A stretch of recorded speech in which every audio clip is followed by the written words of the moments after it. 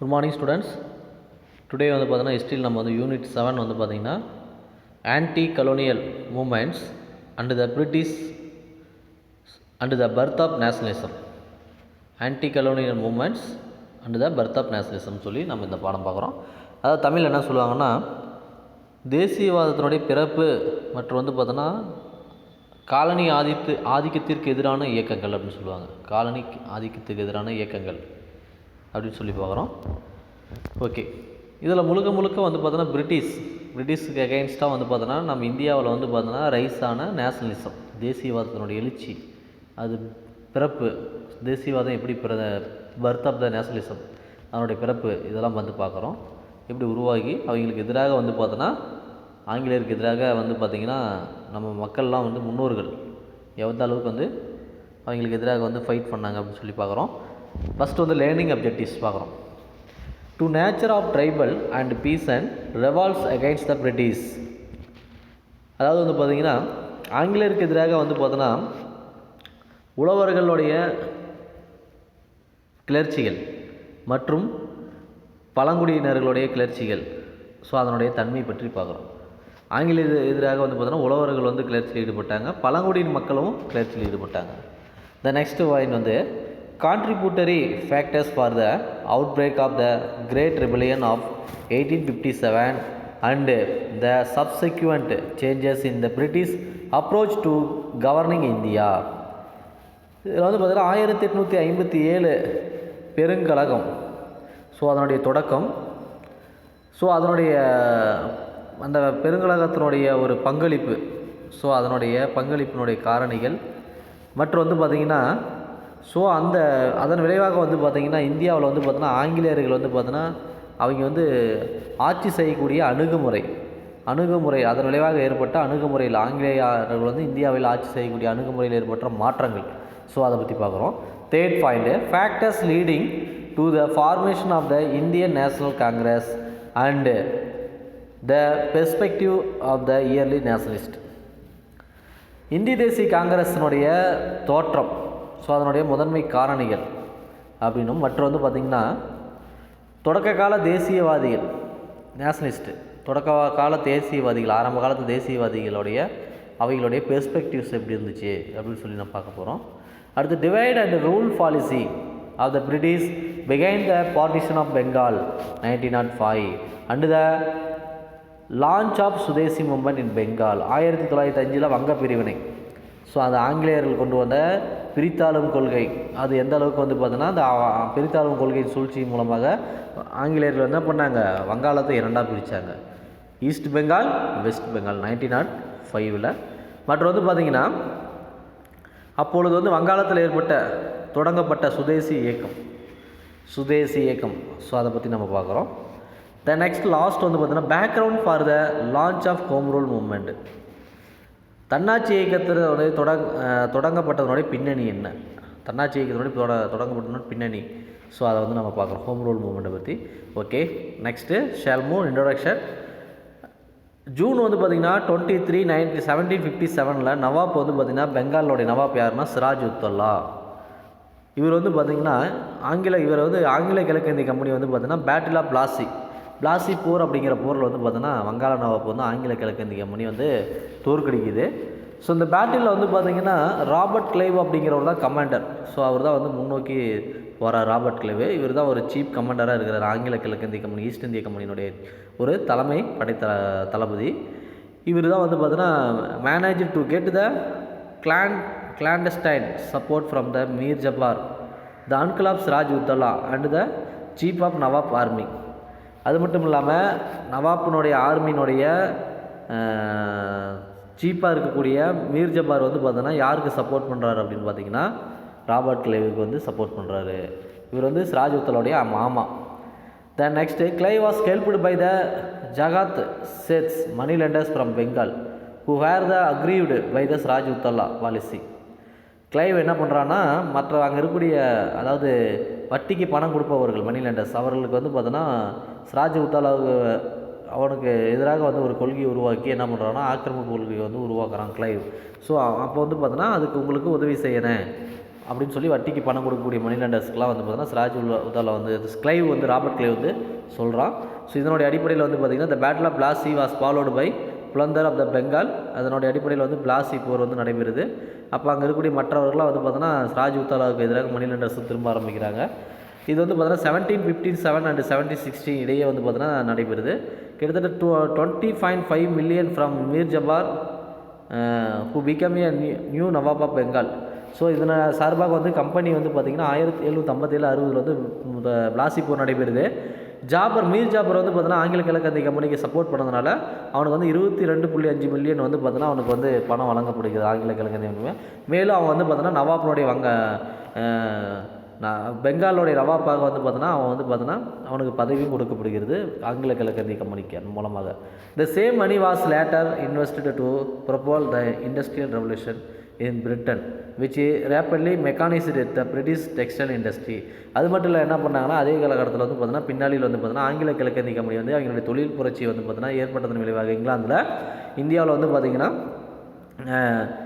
நெசவு தொழிற்சாலையை வந்து பார்த்தோன்னா வளர்ச்சி அடைய கொண்டு வராங்க. அது வந்து இன்ட்ரடியூஸ் பண்ணுறாங்க. And other hand of India was led to the path of deindustrialisation and post to create a market for the products manufacture in Britain. So அது மட்டும் இல்லாமல் இந்தியாவில் வந்து பார்த்தீங்கன்னா டீஇண்டஸ்ட்ரியலைசேஷன் தொழில் மயமாதல் வந்து பார்த்தீங்கன்னா இந்தியாவில் வந்து முடக்கப்படுகிறது. கட்டாயப்படுத்தப்பட்ட ஆங்கிலேயர்கள் வந்து அந்த வழியை கையாளுறாங்க. இந்திய சந்தைகள் வந்து பார்த்திங்கன்னா உற்பத்தி செய்யப்பட்ட இங்கிலாந்தில் உற்பத்தி செய்யப்பட்ட பொருட்கள் இந்திய சந்தைகள் வந்து விற்பனை பண்ணப்படுகிறது. இந்திய தொழிற்சாலைகள்லாம் முடக்கப்படுகிறது. The plunder of the India by the East India company continued for another 119 years. கிட்டத்தட்ட வந்து பார்த்தோன்னா ஆங்கில கிழக்கத்தியில் 190 ஆண்டுகள் வந்து இந்தியா வந்து ஆள ஆரம்பிக்கிறாங்க. இது வந்து நம்ம இன்ட்ரோடக்ஷனில் பார்க்குறோம். இன்ட்ரோடக்ஷனு த நெக்ஸ்ட்டு வந்து பார்த்திங்கன்னா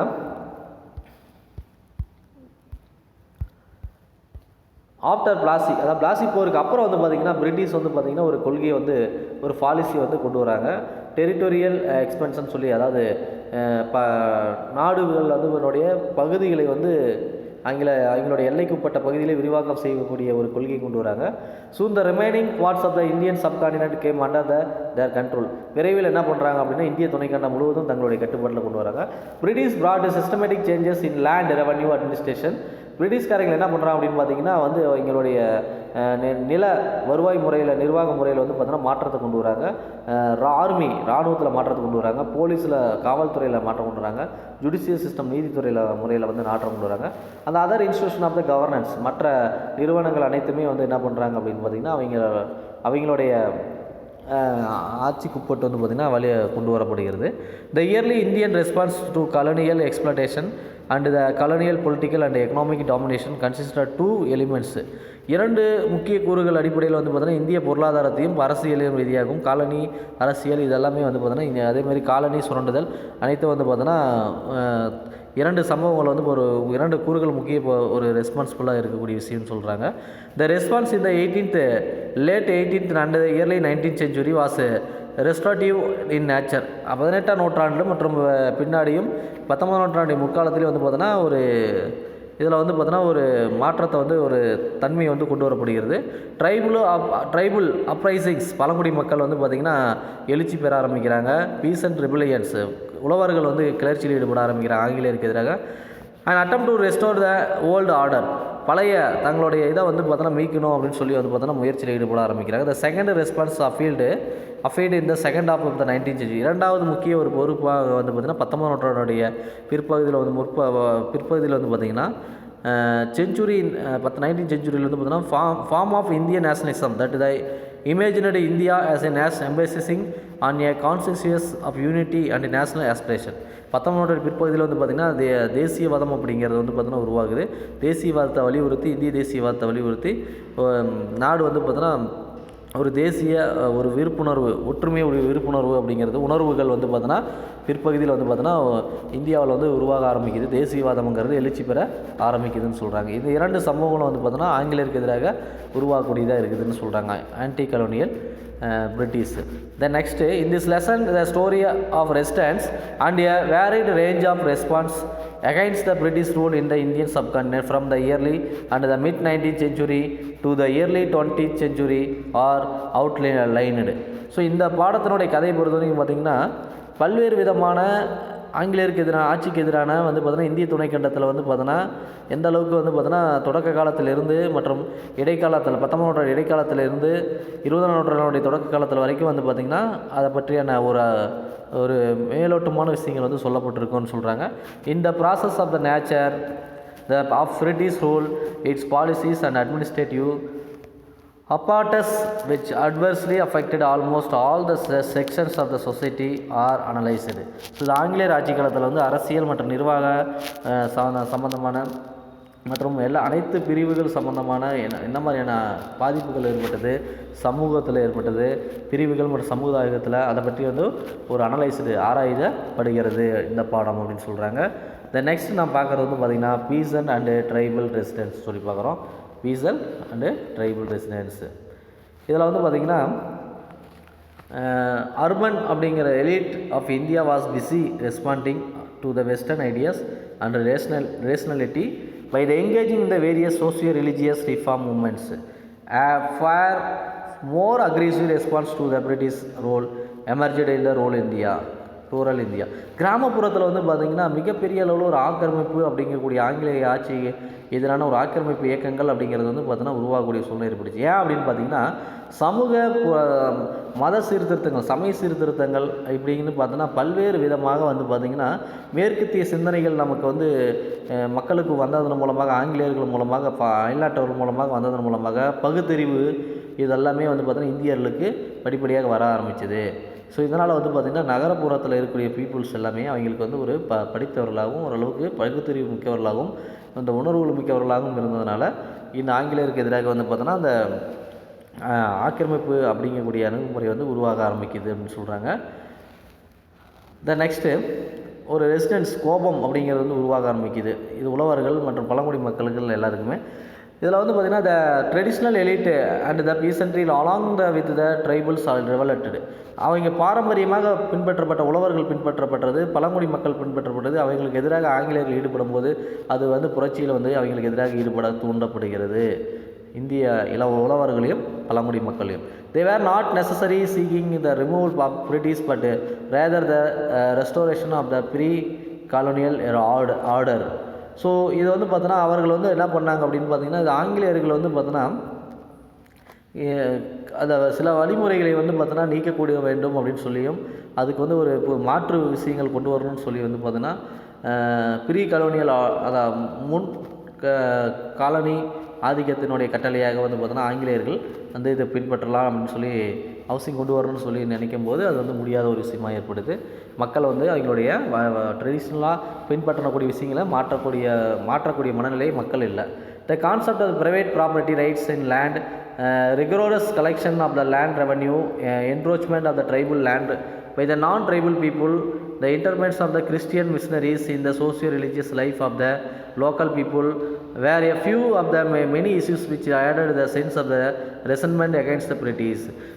இந்த மெயினாக வந்து பார்த்தோன்னா இந்த கருத்துக்கள், அதாவது பார்த்தோன்னா தனியார் சொத்துரிமைகள், அதேமாதிரி வந்து பார்த்தோன்னா நிலத்தை வந்து பார்த்தோன்னா தனியார் சொத்துரிமையான நிலங்களை வந்து பார்த்தோன்னா இங்கே கைப்பற்றுறது, அதேமாதிரி நில வருவாய் வசூலிப்பதில் மிக கொடூரமாக பின்பற்றக்கூடியது அணுகுமுறை, பழங்குடி மக்களுக்கு எதிராக மற்றும் பழங்குடி அல்லாத மக்களுடைய இதில் வந்து பார்த்தோன்னா கிறிஸ்துவ மிஷினரிஸ்லாம் வந்து பார்த்தோன்னா தலையிடுறது, மதம் மாற்றுறது, சமூக மத சீர்திருத்தங்களாக அவங்களோட வாழ்க்கை முறையில் மக்களுடைய வாழ்க்கை முறையில் வந்து பார்த்தோன்னா இதுமாதிரி வந்து பார்த்தோன்னா பல பிரச்சனைகள் வந்து பார்த்திங்கன்னா அவங்களுக்கு ஒரு சென்சிபிளான ஒரு விஷயமாக அது வந்து ஒரு ஆங்கிலேய ஆட்சிக்கு எதிராக ஒரு ரெசன்மெண்ட்டு, ஒரு கோபத்தை ஏற்படுத்தக்கூடிய விஷயமாக ஏற்பட ஆரம்பிக்குது அவங்களோட உணர்வுகளில்.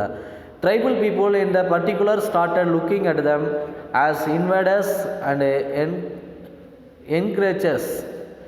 பழங்குடி மக்களை பொறுத்த வரைக்கும் வந்து பார்த்தோன்னா குறிப்பாக வந்து பார்த்திங்கன்னா அவங்க வந்து எப்படி பார்த்தாங்க தொடக்க காலத்தில் அப்படின்னு பார்த்தோன்னா அவர்கள் வந்து பார்த்தோன்னா அவர்கள் வந்து பார்த்தோன்னா படையெடுப்பாளர்களாகவும் ஆங்கிலேயர்களை வந்து பார்த்தோன்னா ஒரு படையெடுப்பாளர்களாகவும் தங்களுக்கு ஆவாதக்கூடியவர்களாகவும் எதிர்ப்பாளர்களாகவும் பார்க்கப்பட்டார்கள். The fundamental aspect of the various tribal and peasant revolts was that all of them tried to eliminate the most immediate and visible cause of their misery. ஒரு மிகப்பெரிய அளவில் அவர்கள் வந்து பார்த்தோன்னா ஒரு பரிதாபகரமான சூழ்நிலையில் வந்து பார்த்தோன்னா விவசாயிகள் பழங்குடி மக்கள் வந்து பார்த்தோன்னா பல்வேறு பிரச்சனைகளை வந்து ஆங்கிலேயர்கள் வந்து தங்களோட அடிப்படை பிரச்சனைகளை தலையிட்டதன் மூலமாக அந்த அம்சத்தின் மூலமாக தான் ஆங்கிலேய உடனடியாக வந்து பார்த்தோன்னா அவங்கள வந்து எதிராக வந்து பார்த்தோன்னா மிகப்பெரிய ஒரு பகையாளியாக இவர்களால் பார்க்கப்பட்டதுன்னு சொல்கிறாங்க. There were nearly 100% uprisings during the British rule. கிட்டத்தட்ட நூற்றுக்கணக்கான விவசாயிகள் வந்து பார்த்தோன்னா ஆங்கிலேயருக்கு எதிராக வந்து ஆங்கிலேய ஆட்சிக்கு எதிராக வந்து பார்த்தோன்னா கிளர்ச்சியில் ஈடுபட்டிருக்கிறாங்க. கிளர்ச்சியில் ஈடுபட்டதாக சொல்லப்படுது. They can be classified into the following categories. அவர்களுடைய அந்த வகைப்படுத்துகிறாங்க. ஃபஸ்ட் வந்து ரெஸ்டோரேட்டிவ் ரிபலியன்ஸ்னு சொல்லிடுறாங்க. Agitation of the type of the relates to attempts to restore old order and old social relations. பழைய முறைகளை வந்து பார்த்தோன்னா கழகத்தின் மூலம் புதுப்பித்தல் அப்படின்னு சொல்கிறாங்க. விவசாயிகள் உழவர்கள் வந்து பார்த்தோன்னா தாங்கள் இழந்த பழைய சமூக உறவுகளை பழைய இதை வந்து பார்த்தோன்னா உறவு முறைகளை வந்து பார்த்தோன்னா புதுப்பிப்பதற்காக ஆங்கிலேயருக்கு எதிராக முயற்சிகளை மேற்கொள்கிறாங்க. அடுத்து ரிலீஜியஸ் மூவ்மெண்ட்ஸ், மத சீர்திருத்த இயக்கங்கள். Such education were the led by religious leaders who fought for the liberation of the local populace by the restricting the society on the certain religious principles. அதாவது மத தலைவர்கள் வந்து பார்த்திங்கன்னா ஆங்கிலேயருக்கு எதிராக வந்து சுதந்திரமாக செயல்படணும் அப்படின்னு சொல்லி வந்து பார்த்தீங்கன்னா அவங்க தலையிடக்கூடாது அப்படின்னு சொல்லி வந்து பார்த்தோன்னா அந்த மத கொள்கைகளை வந்து பார்த்தோன்னா சமூகத்தில் வந்து பார்த்தோன்னா ரெஸ்ட்ரிக்டிங் பண்ணக்கூடாது, மக்களை வந்து பார்த்தோன்னா கட்டுப்படுத்தக்கூடாது அப்படின்னு சொல்லி இந்த சமய இயக்கங்கள் உருவானது ஆங்கிலேயருக்கு. அது சோசியல் பேண்டரேட்டின்னு சொல்கிறோம். சமூக வந்து தீமைகளை நீக்குதல். The leaders of such movements were the considered criminal by the British and the traditional elite but were looked upon the people as heroes or the champions of their cause. மெயினாக வந்து பார்த்தோன்னா நம்ம ஆங்கிலேயருக்கு எதிராக நிறையா வந்து இயக்கங்கள் உருவாச்சு. அதில் பாரம்பரியமாக அந்த இயக்கங்கள் வந்து பார்த்தோன்னா இருந்த தவறுகளை வந்து பார்த்தோன்னா குற்றங்களை நீக்கப்பட்டது. ஸோ அப்படி பார்க்கப்பட்டதுனால வந்து பார்த்தோன்னா அதில் வந்து அவர்கள் வந்து பார்த்தோன்னா ஹீரோவாக வந்து பார்க்கப்பட்டார்கள் அப்படின்னு சொல்கிறாங்க. பாரம்பரியமாக இருந்த சில விஷயங்கள்லாம் வந்து அதில் வந்து பார்த்தோன்னா உதாரணமாக பார்த்தோன்னா சதி அப்படிங்கிறதுலாம் இருந்துச்சு. அது ஆங்கிலேயரை நீக்கினாங்க. அதுக்கு ராஜாராம் மோகன் ராய் போன்றவர்கள்லாம் நிறைய பேர் சமூக சீர்திருத்தவாதிகள்லாம் முக்கிய பங்காற்றிருக்கிறாங்க. ஸோ அவர்கள் வந்து ஹீரோ மாதிரி பார்க்கப்பட்டார்கள் அப்படிங்கிறது சொல்லப்படுகிறது. நெக்ஸ்ட் வந்து பார்த்திங்கன்னா மாஸ் இன்ஸ்ட்ரக்ஷன் சொல்கிறாங்க. Usually leaderless and spontaneous uprising. அதாவது மிகப்பெரிய அளவில் வந்து பார்த்தோன்னா ஒரு இன்ஸ்ட்ரக்ஷன், மிகப்பெரிய அளவில் ஒரு கூட்டம் அப்படின்னு சொல்லலாம், ஒரு அல்லது போராட்டம்னு சொல்லலாம். இது வந்து எந்த ஒரு தலைவரும் இல்லாமல் வந்து மக்கள் அனைவருமே ஒன்றிணைந்து மிகப்பெரிய அளவில் வந்து பார்த்தோன்னா ஒரு ஆங்கிலேய ஆட்சிக்கு எதிராக வந்து பார்த்தோன்னா ஒரு எதிர்ப்பாக தெரிவிக்கக்கூடிய ஒன்றாக சொல்லப்படுகிறது. மாஸ் இன்ஸ்ட்ரக்ஷன் சொல்லப்படுகிறது.